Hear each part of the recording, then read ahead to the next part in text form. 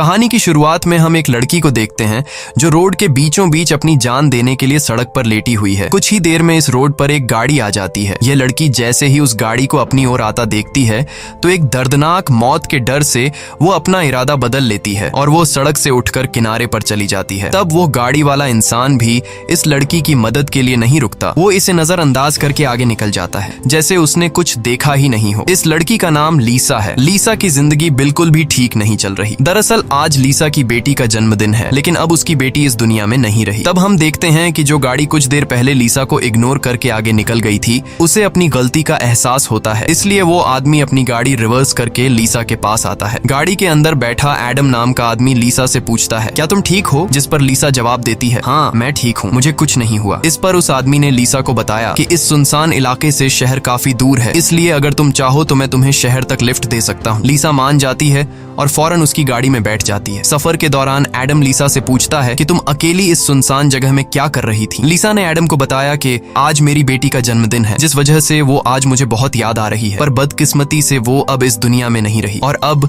मैं बिल्कुल अकेली हूँ। कोई भी ऐसा नहीं है इस दुनिया में जिससे मैं अपना कह सकूं। लीसा की ये बात सुनकर एडम कहता है, अच्छा इस वजह से तुम रास्ते के बीचों बीच मरने के लिए लेटी हुई थी? जवाब में लीसा ने कहा, मैं मरना नहीं चाहती, बस एक बार किसी तरह से अपनी बेटी से मिलना चाहती हूँ। तभी लीसा कार का रेडियो ऑन कर लेती है। रेडियो पर एक न्यूज चल रही होती है। रिपोर्टर बताता है कि जंगल में एक सीरियल किलर घूम रहा है और आज सुबह इस किलर ने 2 और लड़कियों को मार दिया है। पुलिस के पास उस किलर की तस्वीर तो नहीं है, लेकिन उन्हें इसके बारे में ये जानकारी मिली है कि कातिल एक गोरे रंग का आदमी है जिसके पास ब्राउन कलर की गाड़ी है और उसके दाहिने हाथ पर एक क्रॉस का निशान है। ये खबर सुनकर लीसा के पैरों तले जमीन खिसक जाती है, क्योंकि रिपोर्टर रेडियो पर जिस कातिल का हुलिया बता रहा था वो कोई और नहीं बल्कि एडम ही था। उसके हाथ में क्रॉस का निशान देखकर लीसा बहुत ज्यादा डर जाती है। इससे पहले कि लीसा खुद को बचाने के लिए कुछ कर पाती, तभी एडम अचानक जोर से कार का ब्रेक लगाता है, जिससे लीसा का सर तेजी से कार की डैशबोर्ड से जा टकराया और लीसा बेहोश हो गई। कुछ देर बाद जब लीसा की आंखें खुलीं, तब उसने खुद को एक अजीब से बंकर में कैद पाया जो चारों ओर से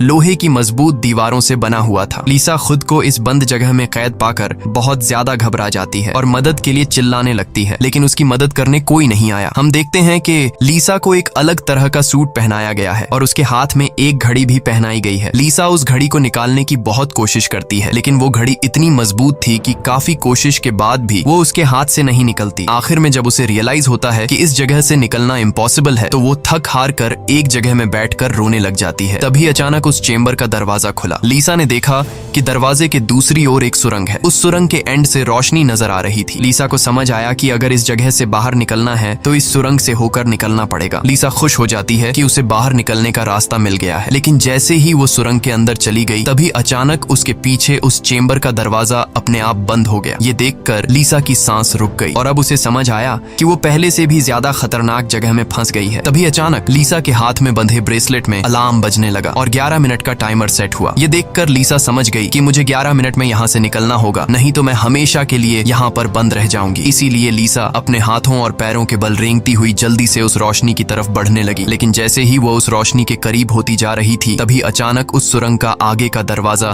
धीरे धीरे बंद होने लगा। ये देखकर लीसा और तेजी से आगे बढ़ने लगी, लेकिन जब वो उस दरवाजे के पास पहुंची तो वो दरवाजा पूरी तरह से बंद हो चुका था। लीसा को कुछ समझ नहीं आ रहा था कि अब यहाँ से कैसे निकला जाए। वो चीख चीख कर रोने लगी। तभी उसकी नजर उस दरवाजे के बगल से जा रही एक दूसरी सुरंग पर पड़ी, लेकिन वो रास्ता बहुत ज्यादा तंग था। लीसा को अब कोई और दूसरा रास्ता नजर नहीं आ रहा था, इसलिए लीसा हिम्मत करके किसी तरह सुरंग के अंदर चली गई और काफी मुश्किलों के बाद वह उस रास्ते को पार कर लेती है और आगे बढ़ते हुए एक ऐसी जगह पर पहुंच जाती है जहां एक प्लेटफॉर्म की तरह 2 रास्ते बने हुए थे। एक रास्ता ऊपर से जा रहा था और दूसरा रास्ता नीचे से। लीसा को कुछ समझ नहीं आया और वह ऊपर के रास्ते को चुनती हुई घुटनों के बल आगे बढ़ने लगी, लेकिन थोड़ा आगे जाते ही नीचे का फ्लोर ऊपर उठने लगा। अगर वक्त रहते लीसा वहां से नहीं निकल पाई तो नीचे का रास्ता उसे ऊपर चिपका कर मार देगा। लीसा डर के मारे तेजी से आगे बढ़ने लगी। वो उस जगह के बीच बस पिसने ही वाली थी कि तभी इस सुरंग के एंड तक उसका हाथ पहुंच जाता है और जैसे ही वो रास्ता पूरी तरह से बंद होने वाला था, लीसा अपनी जान बचाकर वहां से निकलने में कामयाब हो जाती है। खुद को कुचलने से बचाकर वो एक सुकून की सांस लेती है, लेकिन उसे पता नहीं था कि अब उसके लिए मुश्किलें और भी बढ़ने वाली हैं, क्योंकि आगे का रास्ता और भी ज्यादा खतरनाक है। तभी उसके घड़ी में अलार्म बज उठा। ये अलार्म बता रहा था कि आधा समय बीत चुका है और अब उसके पास सिर्फ 5 मिनट बाकी है। इसीलिए वो अब फिर से आगे बढ़ने लगी। जहाँ उसे थोड़ी दूर दूर जाते ही रास्ते में कोई इंसान लेटा हुआ दिखाई दिया। लीसा जब उसके करीब आई तो उसने देखा कि वो कोई जिंदा इंसान नहीं बल्कि एक जली हुई डेड बॉडी है जिसकी हालत बहुत खराब है। उस लाश के हाथ पर भी वैसी ही घड़ी बंधी हुई थी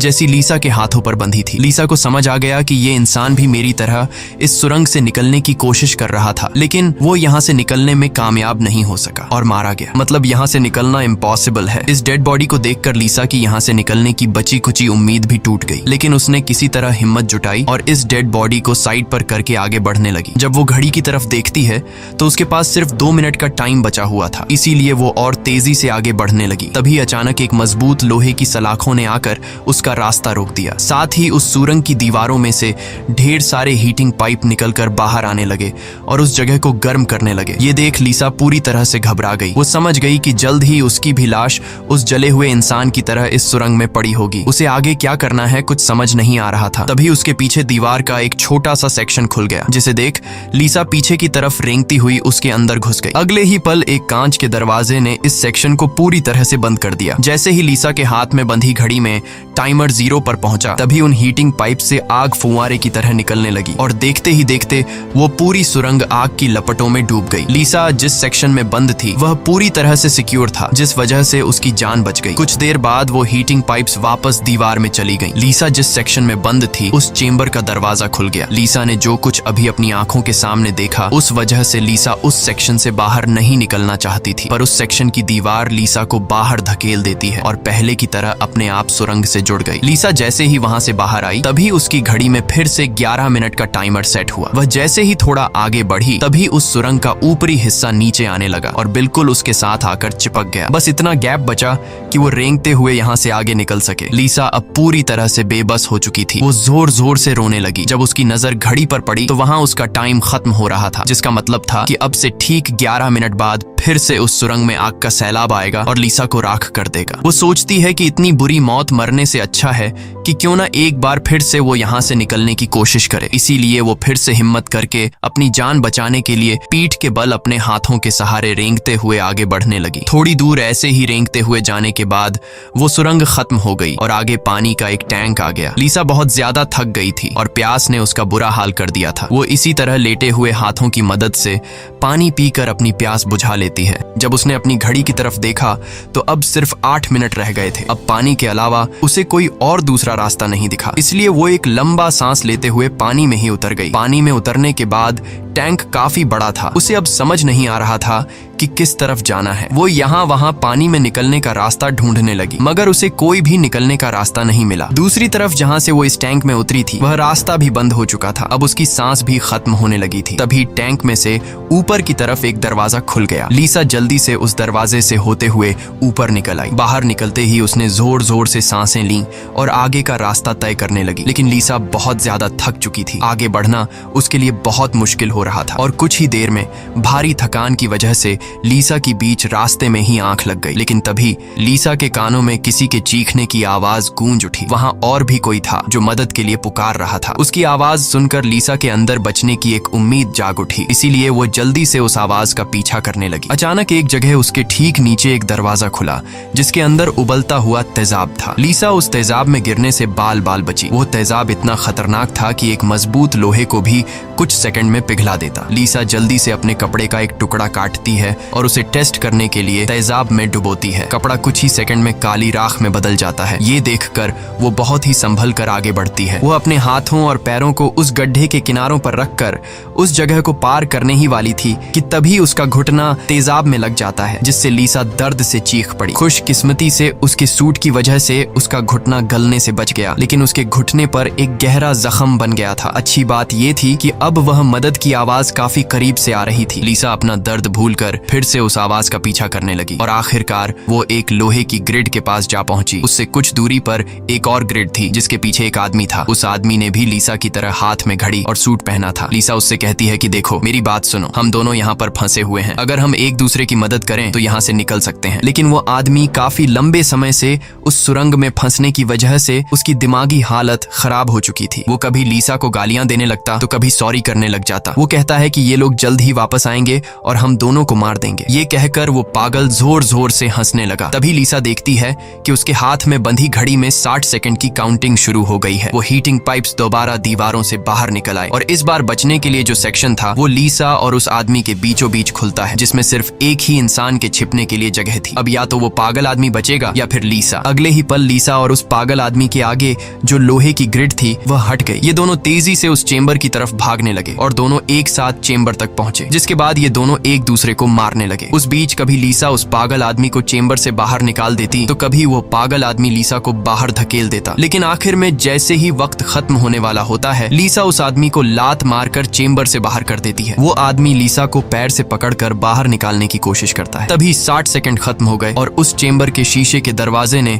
उस आदमी का हाथ काट दिया। दर्द से वो आदमी चिल्ला उठा। तभी लीसा की नजर उस आदमी के हाथ पर पड़ी जिस पर क्रॉस का टैटू बना हुआ था। उस टैटू को देखकर लीसा समझ जाती है कि ये आदमी कोई और नहीं बल्कि उसे कार में बेहोश करने वाला सीरियल किलर एडम है। अब लीसा की सारी कंफ्यूजन दूर हो गई। पहले लीसा को लग रहा था कि एडम ने इसे यहाँ कैद करके रखा है, लेकिन उसकी ये सोच गलत थी क्योंकि एडम बेचारा तो अब खुद मौत के मुंह में था। इतने में ही लीसा की घड़ी पर 11 मिनट का वक्त पूरा हो गया और उन हीटिंग पाइप्स से निकलती तेज आग ने कुछ ही सेकंड्स में एडम को राख में बदल दिया। अपनी आंखों से एडम की इतनी भयानक मौत देखकर लीसा डर के मारे कांपने लगी। कुछ देर बाद सेक्शन के अंदर एक छोटे सुरंग में से एक रोबोट आता है। वह एक बहुत ही भयानक सा स्कल था। ये रोबोट लीसा को कोई नुकसान नहीं पहुंचाता बल्कि उसके तेजाब से जले हुए घुटने को ठीक कर देता है। लीसा ने उससे पूछा कि वो कौन है और उसे यहाँ क्यों लेकर आया है। जवाब में उस रोबोट के मुंह से एक टूल निकलता है और वो टूल लीसा के सूट के साथ कनेक्ट हो जाता है। उस टूल की मदद से लीसा को फ्लैशबैक की सारी बातें याद आने लगती हैं, जब वो कार में एडम के साथ थी और उसे एडम की सच्चाई का पता चलने पर एडम की उसके साथ झड़प हो गई थी। उस दौरान एडम ने लीसा पर चाकू से सीने पर वार किया और कार से बाहर फेंक दिया था। उसी पल लीसा को आसमान से उसकी ओर आती एक सफेद रोशनी दिखाई दी थी, जिसके बाद लीसा वापस प्रेजेंट में आती है। लीसा को अब एक बात समझ आ जाती है कि उन एलियंस ने ही दरिंदे एडम से उसकी जान बचाई थी और उसे यहाँ लाए थे, लेकिन वो उसे यहाँ क्यों लाए थे ये बताए बिना ही वो रोबोट वहां से निकल गया। लीसा ये भी समझ जाती है कि ये लोग जो भी हैं वे उसे मारना नहीं चाहते, बस उसे इस गेम को पार करना होगा, तभी वो यहाँ से निकल पाएगी। लीसा अब आगे का रास्ता तय करने उस चेंबर से बाहर आ गई। एडम का कटा हुआ हाथ भी वहां पर पड़ा हुआ था। उसी समय लीसा को उस कटे हाथ पर टाइमर के नीचे कुछ सिंबल्स दिखाई दिए। लीसा उन सिंबल्स का मतलब समझने की कोशिश कर ही रही थी कि तभी एक घूमता हुआ पंखा उसकी ओर आने लगा। उसे देख लीसा अपनी जान बचाने के लिए पीछे हटने लगी और उससे बाल बाल बचती हुई एक छेद से ऊपर की सुरंग में चली गई। तभी अचानक उसे सुरंग के ऊपर से किसी के चलने की आवाज सुनाई दी। वो आवाज एक जगह पर जाकर रुक गई। उस जगह पर सुरंग का ढक्कन खुला और उसमें से एक भयानक सा क्रीचर उतरा, जो देखने में तो इंसान था लेकिन जानवरों की तरह घुरा रहा था। उसका शरीर पूरी तरह से जल चुका था और उसकी आंखें सफेद पत्थर की तरह चमकदार थीं। तभी लीसा की नजर उसके कटे हुए हाथ की तरफ गई। उसका कटा हुआ हाथ देखकर लीसा समझ गई कि वो कोई और नहीं बल्कि एडम है, जो जलने के बाद एक राक्षस में बदल चुका है। अब वो लीसा को मारना चाहता था। एडम की आंखें जल गई थीं, इस वजह से वह लीसा को देख तो नहीं सकता था पर वो सुन सकता था। लीसा चुपचाप धीरे धीरे आगे बढ़ने लगती है, लेकिन तभी उसकी घड़ी के फर्श पर टकराने से एक हल्की सी आवाज गूंज उठी, जिससे एडम को उसकी भनक लग गई और तेजी से लीसा को मारने के लिए उसके पीछे आने लगा। लीसा उसके हाथ लगने ही वाली थी कि तभी लीसा एक पतली सुरंग से उस पार चली गई। एडम को कुछ नजर न आने की वजह से वह उस जगह को पार नहीं कर पाया। लीसा उस सुरंग से आगे बढ़ती हुई एक ऐसी जगह पर पहुंची जहां उसके पास आगे जाने के लिए 2 रास्ते थे। लीसा को कुछ समझ नहीं आ रहा था कि किस रास्ते को चुनना चाहिए। वह बहुत सोचने के बाद जब उसे कुछ समझ नहीं आता तो वह एक अंदाजे से लेफ्ट वाले सुरंग में घुस जाती है। सुरंग के बाहर एक कमरा था जिसकी चारों ओर कांच की दीवारें थीं। उन दीवारों पर लीसा को उसके पैदा होने से लेकर अपनी बेटी को जन्म देने तक की सारी यादें दिखाई दे रही थीं। वहां लीसा ने यह भी देखा कि किस तरह उसकी लापरवाही की वजह से उसकी बेटी की जान चली गई। लीसा अपनी बेटी को याद करके बहुत रोने लगती है। तभी उसने देखा कि ऊपर छत से एडम फिर से उसके पीछे आ रहा है, लेकिन लीसा उससे अपनी जान छुड़ाकर एक दूसरे सुरंग में पहुंच जाती है, जहां उसने कुछ ऐसा देखा जिससे उसकी खुशी का ठिकाना नहीं रहा। उसने देखा कि उस सुरंग के खत्म होने पर बाहर नीला आसमान चमक रहा है। अपनी आजादी को इतने करीब से देखकर लीसा में दोबारा हिम्मत आ गई, लेकिन उस सुरंग को पार करने के लिए उसे एक कंटीले रास्ते से होकर गुजरना पड़ेगा। अब सिर्फ 60 सेकंड का टाइम बचा हुआ था। अगले ही पल हीटिंग पाइप्स भी दीवार से बाहर निकल आए, जो 60 सेकंड्स खत्म होते ही उस जगह को आग से भरने वाले थे। लीसा बिना टाइम जाया किए इन कांटेदार तारों के नीचे से जाने लगी, जिससे वो कांटेदार तार उसकी बॉडी में घुसकर लीसा की पीठ बुरी तरह से काट देते हैं। लीसा बहुत ज्यादा तकलीफ में होती है और उसके पीठ से बहुत ज्यादा खून निकलने लगता है, लेकिन लीसा खुद की परवाह किए बिना धीरे धीरे आसमान की तरफ बढ़ने लगी। तभी पीछे सुरंग में चेंबर खुला, जिसमें एडम झट से जाकर छिप गया। अब कुछ ही देर में आग का सैलाब आने वाला था। खून से लथपथ लीसा बाहर निकलने की कोशिश में थी, लेकिन बहुत ज्यादा खून बहने की वजह से अब आगे बढ़ना उसे मुश्किल हो रहा था। उसकी आंखें धुंधली हो रही थीं। तभी 60 सेकंड्स खत्म हो गए और अगले ही पल वहां आग बरसनी शुरू हुई। उससे पहले कि वो आग का सैलाब लीसा को भी अपनी चपेट में लेता, लीसा के ठीक नीचे एक द्वार खुला और वो नीचे एक चेंबर में जा गिरी और बेहोश हो गई। थोड़ी देर बाद जब लीसा की आंख खुली तो उसने देखा कि वो फिर से उसी जगह पर आ गई है जहां से उसने बढ़ना शुरू किया था। यानी अब तक उसने जितनी भी मेहनत की यहाँ से निकलने की, वो सारी जाया चली गई। ये देखकर लीसा अब पूरी तरह से टूट चुकी थी। तभी वो रोबोट उसकी मरहम पट्टी के लिए दोबारा आ जाता है। लीसा ने उसे मरहम पट्टी करने से रोका, क्योंकि वो दोबारा ये सब दोहराने के लिए तैयार नहीं थी। उसने रोबोट से कहा कि वो अब सिर्फ मरना चाहती है। उस रोबोट ने लीसा की बात मान ली और उसके मुंह से एक इंजेक्शन निकलकर लीसा के शरीर की तरफ बढ़ने लगा। तभी लीसा को एडम के हाथ पर बने हुए निशान याद आ गए। वो समझ गई कि जरूर वो निशान यहाँ से बाहर निकलने का रास्ता बताते हैं, इसलिए वो अपने खून से दीवार पर एडम के हाथ पर बने हुए निशान बनाने लगी, जिसे काफी गौर से देखने के बाद लीसा को पता लगा कि ये तो एरो है जो यहाँ से निकलने की डायरेक्शन बताते हैं। जैसे कि पहला एरो लेफ्ट साइड की तरफ मुड़ा हुआ था, जिसका मतलब रास्ते में आने वाली पहली 2 सुरंगों में से उसे लेफ्ट साइड वाली सुरंग के अंदर जाना चाहिए। दूसरे नंबर का एरो राइट साइड की ओर मुड़ा हुआ था, यानी पहली सुरंग को पार करने के बाद जब फिर से एक साथ 2 सुरंगें आएंगी तब राइट साइड वाली सुरंग के अंदर जाना चाहिए। उसे लगा कि जरूर मेरे हाथ की घड़ी के नीचे भी इसी तरह के सिंबल्स बने होंगे जो यहाँ से बाहर निकलने की डायरेक्शन बताते हैं। ये समझते ही लीसा ने उस रोबोट से उसके जख्मों को ठीक करने को कहा। जख्मों की मरहम पट्टी होते ही वो एक नई उम्मीद के साथ फिर से इन टनल्स में निकल पड़ी। लीसा पहले भी इन सुरंगों से गुजर चुकी थी, इसलिए वह बड़ी आसानी से उन सुरंगों को पार करते हुए आगे बढ़ने लगी और उस तेजाब से भरे गड्ढे के पास जाकर रुक गई। वहां उसने अपनी घड़ी को तेजाब में जलाकर उसे अपनी कलाई से अलग किया। उसकी कलाई पर भी ठीक वैसे ही सिंबल्स थे जैसे एडम के हाथ पर थे, बस उनमें थोड़ी बहुत चेंजिंग थी। लीसा उस जली हुई घड़ी को अपने हाथों में लिए हुए आगे बढ़ने लगी और उस जगह पर पहुंच गई जहां उसने पहली बार इन 2 टनल्स में से लिफ्ट वाले टनल को चुना था, लेकिन सिंबल्स के मुताबिक सही सुरंग राइट वाली है। वो जल्दी से राइट वाली सुरंग में चली गई, जहां आगे जाकर उसे 2 और सुरंगें मिली जिनमें सही सुरंग लेफ्ट वाली थी। इसी तरह लीसा अपने हाथ पर बने निशान की मदद से हर बार सही रास्ता चुनकर आगे बढ़ रही थी, लेकिन तभी एक बार फिर से एडम उसके पीछे पड़ गया। यहाँ लीसा समझदारी से काम लेते हुए एडम को गुमराह करने के लिए एक सुरंग के अंदर अपनी घड़ी फेंक दी और खुद दूसरी सुरंग में छिपकर बैठ गई। एडम घड़ी की आवाज का पीछा करते करते दूसरी सुरंग में घुस गया। एडम के जाते ही जब लीसा ने अपनी कलाई पर बने सिंबल्स चेक किए तो उसे पता चला कि उसने एडम को जिस सुरंग में भेजा था वही सही सुरंग थी। ये देखकर लीसा बहुत ज्यादा परेशान हो गई। अब लीसा के पास कोई दूसरा रास्ता नहीं था, इसलिए वो धीरे से एडम जिस टनल में था वो भी उस टनल में घुस गई। ये टनल काफी अजीब सा था। ऐसा लग रहा था कि ये टनल जैसे किसी बड़े जानवर का पेट हो। लीसा धीरे धीरे आगे बढ़ने लगी। थोड़ा सा आगे जाकर उसने देखा कि उसकी घड़ी सामने पड़ी हुई है, लेकिन एडम भी वहाँ पर मौजूद है। एडम अब चूंकि देख नहीं सकता था, इसलिए लीसा चुपके से उस घड़ी को उठा लेती है, पर तभी घड़ी में 60 सेकंड्स बचे होने का अलार्म बजने लगा, जिसकी आवाज से एडम को लीसा की भनक लग गई। वह दोबारा लीसा का पीछा करने लगा। उससे बचने के लिए लीसा जिस रास्ते से आई थी उसी रास्ते से वापस भागने लगी। उस वक्त लीसा की घड़ी में 60 सेकंड्स का काउंटिंग शुरू हो चुका था और सुरंग से हीटिंग पाइप्स भी निकल आए थे। साथ ही सुरंग में बचाव चेंबर भी खुल चुका था। लीसा जल्दी से उस चेंबर में जाकर छिप गई। एडम भी वहां तक पहुंच जाता है, लेकिन अब काफी देर हो चुकी थी क्योंकि उस चेंबर को शीशे के दरवाजे ने बंद कर दिया था। यहाँ लीसा एडम को चिढ़ाने के लिए उसे मिडिल फिंगर दिखाती है, पर बदकिस्मती से इस बार आग बरसाने वाले हीटिंग ट्यूब्स आग बरसाए बिना ही अंदर चले गए, जिसके बाद चेंबर का दरवाजा भी खुल गया और अगले ही पल एडम लीसा पर टूट पड़ा। लीसा भी खुद को बचाने के लिए एडम से लड़ पड़ी और उस शैतान के सर को अपने पैरों से दबाने लगी। पीछे से चेंबर की दीवार भी लीसा को आगे की तरफ धकेलने लगा, जिससे उस शैतान एडम का सर कुचल गया और फाइनली लीसा को एडम से छुटकारा मिल गया। लीसा अब अपने रास्ते पर आगे बढ़ने लगी, जहां आगे चलकर उसे वापस 2 रास्ते मिले। उसकी कलाई पर बने सिंबल्स के मुताबिक उसे राइट वाले सुरंग से जाना था और ये उस भूल भुलैया की आखिरी सुरंग थी। लेकिन तभी लेफ्ट वाली सुरंग से एक लड़की बाहर निकल आई। उसे देख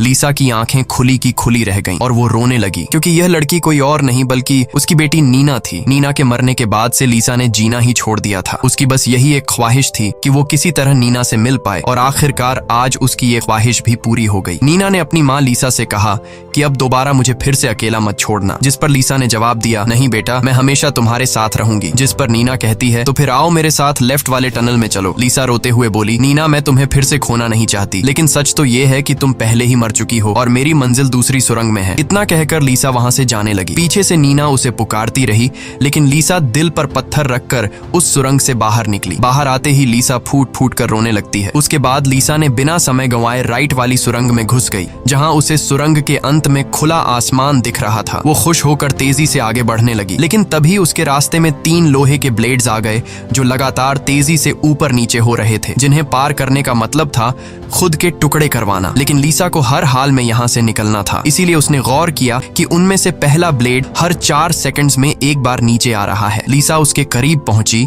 और जैसे ही वो ब्लेड ऊपर गया तो 4 सेकंड्स पूरे होने से पहले झट से उस पार चली गई। उसके बाद वो दूसरे ब्लेड के पास पहुंच जाती है। इसी तरह दूसरा ब्लेड हर 3 सेकंड्स में नीचे आ रहा था। लीसा ने हिम्मत दिखाते हुए उसे भी पार कर लिया, लेकिन लास्ट वाला ब्लेड सिर्फ 2 सेकंड्स में नीचे आ रहा था, जिसे पार करना लीसा के लिए बहुत ही मुश्किल था। पर आजादी की चाहत में लीसा ने उसे भी पार तो कर दिया, लेकिन बदकिस्मती से उसका पैर ब्लेड के बीच आकर कट गया। लीसा का दर्द से बुरा हाल हो गया था, लेकिन लीसा अपने पैर की परवाह किए बिना सुरंग के एंड तक पहुंच जाती है, जहां उसे खुला आसमान नजर आ रहा था। लेकिन जैसे ही उसने अपना हाथ सुरंग से बाहर निकालने के लिए आगे बढ़ाया, उसका हाथ सामने लगाए स्क्रीन पर जा लगा, जहां खुले आसमान का वीडियो चल रहा था। ये देखकर लीसा बहुत ज्यादा मायूस हुई। उसने कहा, मैंने वो सब कुछ किया जो मुझे करने को कहा गया था। उसके बाद वो पागलों की तरह हंसने लगी। तभी सुरंग से हीटिंग पाइप्स निकल आए, क्योंकि अब कुछ देर बाद 11 मिनट का टाइम खत्म होने वाला था। लीसा अब सुकून से मौत का इंतजार करने लगी, लेकिन इस बार वो हीटिंग पाइप्स उसे जलाए बिना ही वापस सुरंग में चली गई। तभी अचानक सुरंग का ऊपर का हिस्सा खुल गया और एक तेज रोशनी लीसा पर पड़ी। लीसा का शरीर अपने आप हवा में उठने लगा